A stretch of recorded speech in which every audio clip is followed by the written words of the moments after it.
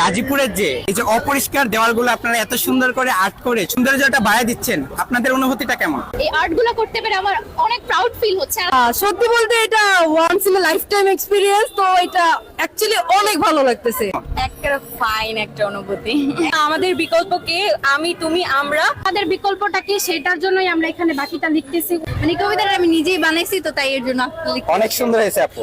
এই সারা দিন কাজ করতেছি, কোনো কথা তো শুনেই না, যদি বলি সুজা হইতে যাই বেকা। কিছু অভদ্র বাইকাররা তারা খুব খারাপ ব্যবহার করে। এই জায়গাটা হচ্ছে গাজীপুরের রেল গেট। এই জায়গাতে সবসময় কিন্তু জ্যাম থাকে, বাট আজকে কোনো জ্যাম নাই। আমি 10 বছর ধরে গাজীপুরে থাকি, আমি এইরকম চেহারা গাজীপুরে কখনোই দেখি নাই। ছাত্রদের উদ্দেশ্যে যদি বলি, এই পুরো বাংলাদেশটাকে নতুন ভাবে সাজানোর চেষ্টা করতেছে। আসসালামু আলাইকুম, হ্যালো এভরিওয়ান, কেমন আছেন সবাই? আশা করছি সবাই ভালো আছেন এবং আমরাও সবাই আলহামদুলিল্লাহ অনেক অনেক বেশি ভালো আছি। যাই হোক, আজকে আমরা গাজীপুরের কিছু সুন্দর সুন্দর জায়গাগুলো